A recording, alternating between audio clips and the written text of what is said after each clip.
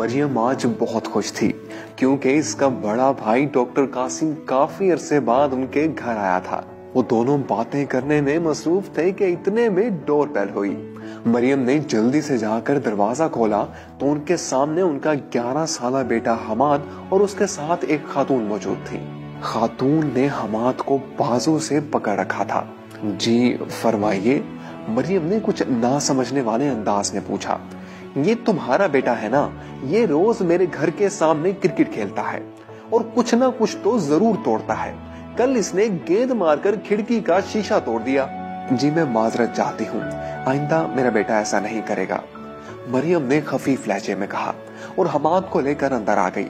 دروازے پر اجنبی خاتون کے الفاظ، حماد کی اڑتی رنگت اور مریم کا غصے بھرا چہرہ دیکھ کر ڈاکٹر قاسم سارا ماجرا سمجھ چکے تھے۔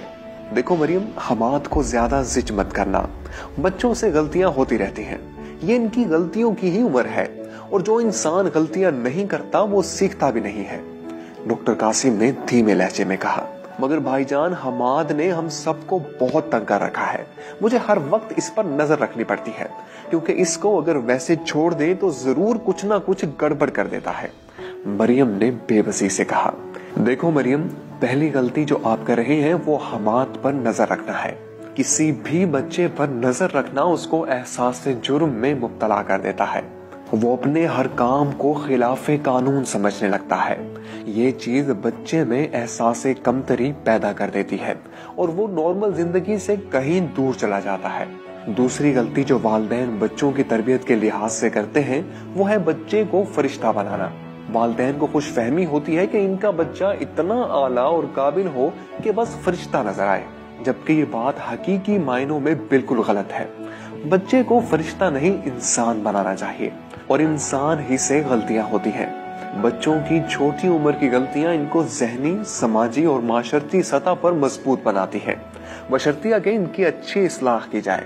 بحیثیت والدین اور استاد کے ہمیں اپنے بچوں کو اتنی رعایت ضرور دینی چاہیے کہ وہ اپنی زندگی میں غلطیاں کر سکیں، ہم ان کو برداشت کریں اور بہت ہی نرم انداز میں ان کی اصلاح بھی کریں۔ مگر ہمیں یہ فکر کیوں ہوتی ہے کہ کہیں بچہ غلطی میں ہی رہ نہ جائے؟ مریم نے اپنے تشویش کا اظہار کیا۔ نہیں، ایسا نہیں ہوتا، ڈاکٹر قاسم نے جواب دیا۔ والدین کی دوستی اور مناسب رہنمائی بچوں کو ایک پختہ شعور دیتی ہے جو ان کو زندگی کے سفر میں آگے بڑھنے کے لیے مددگار بنتی ہے، اور پھر وہ ایک کامیاب فرد بن کر سب کے لیے مشعل راہ بن جاتے ہیں۔ لہٰذا بچوں کو ان کی غلطیاں کرنے دیں اور نرم انداز میں ان کی اصلاح کیجیے۔ ڈاکٹر قاسم نے اپنی بات پوری کی، اور مریم جو کافی دیر سے انتہائی توجہ کے ساتھ اپنے بھائی کی باتیں سن رہی تھی، اب مطمئن انداز میں سر ہلا رہی تھی۔ دوستوں، ہم امید کرتے ہیں کہ اس ویڈیو نے پیرنٹنگ کے حوالے سے آپ کی رہنمائی کی ہوگی۔ اس ویڈیو کو زیادہ سے زیادہ شیئر کیجیے تاکہ زیادہ سے زیادہ لوگ اس سے فائدہ اٹھا سکیں۔ ویڈیو دیکھنے کا بہت بہت شکریہ۔